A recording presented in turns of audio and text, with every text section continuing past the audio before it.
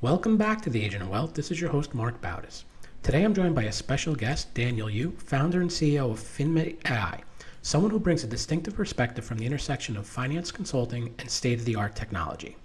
Before launching FinMate, Daniel spent 7 years as a financial professional at prominent firms like Equitable, TD Ameritrade, and Schwab, where he oversaw $800 million in client assets. But his enthusiasm for artificial intelligence wasn't something that just came with the trend. He'd been exploring and utilizing AI and machine learning going back to his time in academia. Merging financial expertise with technology education, Daniel received a master's degree from Johns Hopkins, concentrating on using AI to forecast stock market movements and asset prices.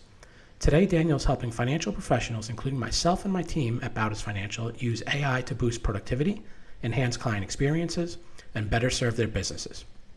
In this conversation, we'll talk about how AI is transforming wealth management, what advisors should know about this technology, and how tools like FinMate AI are helping firms like ours stay ahead of the curve. Daniel, welcome to the show. Thank you. Appreciate you having me on. Great. So maybe you can start off, just tell us a little bit about your journey from a financial advisor to FinMate AI founder and what led you to creating the technology. Yeah, great question. So throughout my financial advising career, I was operating out of California, San Francisco Bay Area, Silicon Valley. And so a lot of my client base was always tech folks. And so that always got me tech curious on, what it was like to sit at the other side of the table. And so when Schwab ended up buying out TD Ameritrade, I ended up about a year post-merger. And then my thesis advisor at Johns Hopkins was a guy from FINRA who let me know about the Maintaining Qualifications program, where I could hang my licenses under FINRA for up to 5 years. And he encouraged me to go try something else out. And it was around that time when the LLM part of the AI space was really kicking off. And so I decided to go and give that a shot. And so, one of my biggest frustrations as an advisor was a lot of the admin time that was spent. And for me, that was kind of considered the non-productive time, right? Because, we as advisors want to meet with clients, be in front of clients, and a lot of the admin time was taking time away from that. And so I figured, hey, if I was having issues with this, I'm sure everyone else was having issues with it. And I figured that something like an AI note taker was a good first step into trying to optimize away a lot of the admin back-end work. Yeah, I think you hear that a lot about entrepreneurship, right? Is find a problem, or you have a problem, find a solution, find something that helps it, because if you have that problem, there's probably a lot more people that have it as well. What was the life cycle like? How long did it take for you, from when you said, okay, I have this idea, I'm having this problem, I want to solve it, to actually getting something that maybe not production ready, but at least something that was able to and actually, even before we start that, maybe give us a little background on FinMate AI and what it does. Sure. So FinMate AI is an AI note taker designed for financial advisors. We launched to our first advisor back in May of 2023. We pretty much established this product category as note takers specifically for advisors. There have been other AI note takers in the past that I was using, but those were all generic, and I felt like the notes were not good or detailed enough to be useful for specifically our market. And so that was kind of the impetus for us starting kind of this niche of taking that generic note taker model and then applying it directly for this specific industry. And so, right now it's expanded out into being able to take notes on different advisor meetings, like intro prospect meetings, discovery meetings, review meetings, charitable giving meetings, behavioral finance meetings, things like that, generating out follow-up tasks, connecting to all manners of CRMs, passing all that information forward, follow-up email generation, meeting analytics, and as well as passing information to financial planning software through Precise FP. So we can have the AI extract out discovery data and plug it into eMoney, Asset Map, Money Guide Pro, Ride Capital, Holistic Plan, Income Labs, and all sorts of other platforms like that. Yeah, in the intro, I mentioned that we're users of the product, and like you said, you had this problem, we had the problem as well. We've used everything from, when we were smaller, an advisor taking the notes in a meeting, to having like a client service rep manually take notes to using like a dictation type of service. Right. And nothing really compares to something listen like this AI tool that listens in and actually prepares a great summary, like you said, follow up notes to it. And we've many times go back and reference, and like you said, it also can export it or transfer it into your CRM. Many times we go back and reference these note summaries with follow-ups that we can assign ourselves, we can assign the client. So yeah, it's definitely solved the problem on our side. Back to one of those original questions, how long did it actually take you to create this? And you mentioned you were a financial advisor. This is a technology. How did you create this? Did you do the coding yourself? Did you hire a team to do it? Yeah. What's the background on kind of how this got from inception to actually out there? Yeah. So after I left TD Ameritrade, I actually joined a fintech startup, a banking tech startup, basically as the head of operations, because I was only ever an advisor before that, and I wanted to figure out how the tech industry worked. And so I ended up co-founding FinMate with folks I met at that previous startup. And so those were my technical co-founders. And so when we were designing out FinMate, this was January 2023 was when we pivoted to making a tool like this. Before that, my co-founders and I were looking into making an app to help retail investors do income investing, right? But then interest rates shot up, and that kind of killed the idea. And so we pivoted to FinMate note-taking. January, and then we came out with this in May. And so I helped with the prototyping of the actual note creation AI, and then obviously my two technical co-founders did the bulk of the heavy lifting for actually coding it out and making it product ready. And so it took us about 5 months from ideation to production. Had a lot of consulting calls with some of my old coworkers back at TD Ameritrade, and those were some of my first few folks that were testing out the program for me. One not to go too much into the weeds on software development, Yeah. but one of the things you hear now is that AI is making coding easier. Yeah. Do you actually use AI in your coding? Because like I know a little bit about software development from years ago, and it's very hard to create a full-blown app in 6 months, 6 months to get it ready. How were you able to do something that quick? Yeah, so when we launched, obviously this was back when OpenAI had 3.0, right? We're at 4.0 now. So this was pretty early on. Actually, when we first started testing FinMate, I think we were actually at OpenAI 2.0 with things like DaVinci. This was probably way before I think most people caught on to OpenAI. So the capabilities were actually a lot more lackluster back then, and so there weren't really tools back then for doing AI-based coding.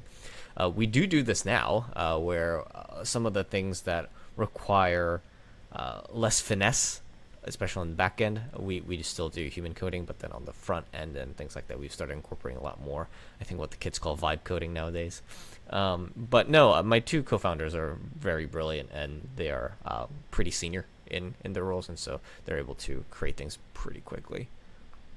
I think when it comes to AI, a lot of people have questions about the privacy or security of it. And you even mentioned this can take a discovery call meeting where you're discussing sensitive information, private information. How on your side do you ensure the data privacy and that the data remains secure?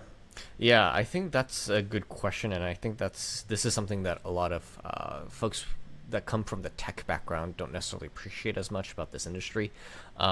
So when I was creating or designing out FinMate, I have very specific design requirements to handle this security feature. Namely, because I was an advisor, I tend to view data more as a risk rather than an asset, and I know a lot of the technical folks tend to view data as an asset rather than a risk. And so for us at FinMate, we, I think, are one of the only AI companies to proactively delete everything from our systems, right? And so all the raw audio video data that we process through, we delete in 1 month by default. You can lower that down to no retention. And then everything that we generate as well, notes, transcripts, emails, financial information, everything that we create for you, because this all will inevitably contain PII. We also auto delete all of this in 6 months by default. People can bump that up to 2 years, but we force a deletion at the 2-year mark, namely so that we don't become books and records, right? And with all of the things that entails. How does that differ from, let's say I went and put a meeting through Gemini or through ChatGPT? What's the difference on how they approach it? Right. And so I think things are changing nowadays, but especially for kind of these bigger corporations, they used to just keep everything on hand, especially for the retail level licensing, right? So for us as a enterprise, what we have is a master service agreement with these kind of baseline AI service providers to do that zero retention on all the data that we send to them for processing. If you send it directly to them as a retail user, I know ChatGPT has come out and said now that they don't do any recording, but then with the recent lawsuit with New York Times, there's some questions around that as well. I don't know if you've seen that New York Times lawsuit against OpenAI. Yeah. Yeah. But going into more of the generic note takers or other note takers that are led by kind of tech folks, I think their default is to keep that data long term. And even if they're not doing anything with it now, the industry is moving so quickly, you just don't really know what people are going to do with it down the road, which is why for us, I think it's just safer for us to just wipe it all out, especially, again, going back to that books and records, BNR. We don't know how FINRA or the SECs are going to treat this, especially when audit time rolls around, right? So you're essentially, by having this delete policy, and you're taking yourself out of that, being in that role or being classified as being that role. Exactly, and so we encourage all of our advisors and to push everything into their CRMs. The CRM should be kind of your data repository for our client interactions, as it was, previously, right? We consider ourselves just an operational piece, right? We will process out your notes for you, get your data to where it needs to go, and then we don't need to keep any of it, right? This is also our way of promising that even in the future, we're not going to do anything with that data, right? Because we're just getting rid of it all. Whereas if we were to stockpile it, I think the temptation would grow, right? Inevitably, because the industry runs on data. One of the things I mentioned in your bio was that some of the work you did at Johns Hopkins was around using AI to forecast stock prices and different things. So to stay within AI, but switch to maybe another area of AI in finance, where do you see, where else do you see AI being used in wealth management? And do you see it in some of the areas that you studied in that forecasting prices and stock selection and stock picks? Yeah. So again, it's been a couple of years since I've done kind of research in that area, but back when I was doing more time series forecast modeling, to be honest with you, the AI models were not outperforming some of the traditional regression models or even machine learning stuff. I think back when I was testing like the ARIMA model, autoregression integrated with moving average, it was a very old kind of modeling. That was outperforming a lot of kind of the newer fancy stuff, right? And so part of the reason I decided to move over into the LLM space was because the large language models were actually providing value above and beyond kind of the previous iterations. So I'm not really sure where the state of the tech right now is at with the time series forecasting, but I think a lot of the energy is being spilled into LLMs because everyone realizes that this is where there's a lot of industry value across all kinds of industries. Where I do see a lot of this AI stuff working for kind of portfolio management piece is in signal reading, right? There's a lot of news being produced, a lot of signal that are passing through, a lot of noise, right? There's a lot of data on the internet. And so what I've seen a lot of wealth managers who are doing more of the trading themselves, market forecasting, is using AI to basically summarize just that deluge of data that it's being generated daily, and then trying to use that as a first filter to pick out signals and then have a human go and check on those afterwards. And so it's still in the LLM space, not really the data forecasting space, but they're using that as a way to inform kind of trading decisions.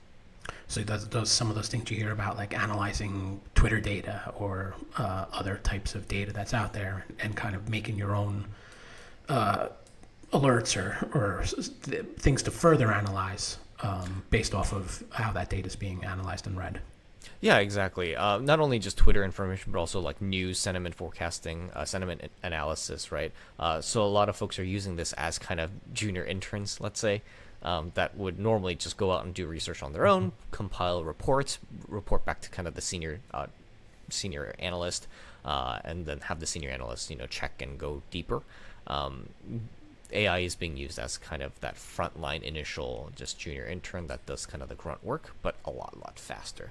And I say junior intern because AI still makes a lot of mistakes, and so it still requires a lot of folks to test and review. And this is, going back to what you were asking about coding, right? Vibe coding, using AI for coding. Same thing, right? AI makes a lot of mistakes in coding and requires a lot of handholding and coaching. And so I've seen a lot of senior software engineers basically refer to it as like working with a junior intern, where it works really fast, but makes a lot of mistakes. Sure. What's next for FinMate AI, and kind of where do you see the product going from here? Yeah, that's a good question. I think we want to lean into kind of our strengths, right? Number one is in simplicity. I understand that the financial advisor space, not everyone is very technically savvy, and so we want to continue with keeping it streamlined and simple, and not overly bloating it with features that just kind of detract advisors away from doing their core business. But at the same time, we are making strides forward, right? So we had recently launched our partnership with Precise FP. That lets us push data into all kinds of planning softwares.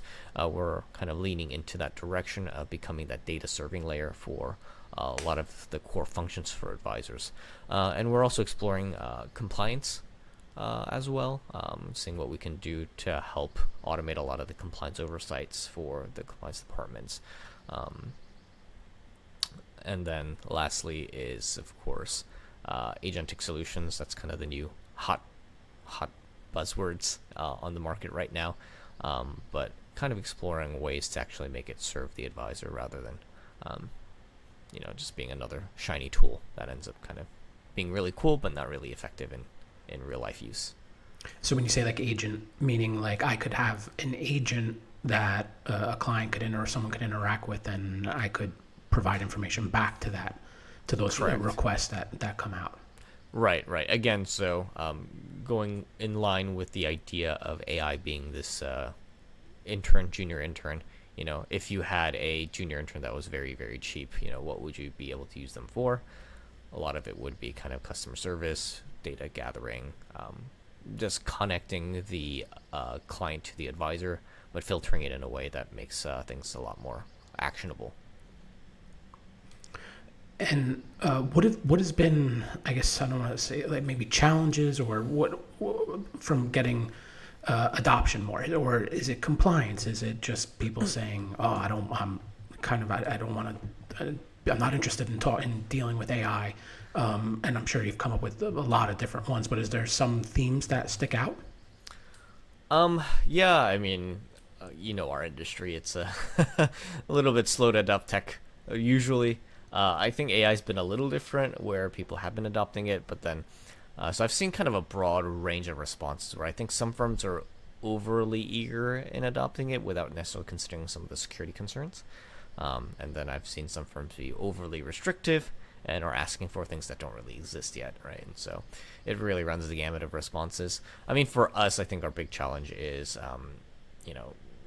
traditionally I haven't really liked the way venture capital, private equity tends to drive companies into. So we haven't done any fundraising, which means that we have a lot smaller marketing budget, right? And so that has been kind of a challenge, but that's the decision we've made is to try to remain independent on how we grow and how we build. And so that's kind of the trade-off we decided to take. All right, Daniel, that's all the questions I have for you today. I want to thank you for joining me. It was great getting a chance to speak to you about FinMate AI. Before we go, how can listeners learn more about FinMate AI or connect with you? Yeah, great question. So the base place to go would be our website, which is www.finmate.ai. That's FINMATE.ai. We're also featured in a bunch of articles and podcasts like this. And so, yeah, give us a listen and check it out. Great. We'll include those links in the resources section of the show notes. Thanks again, Daniel, and thank you to everyone who tuned in today.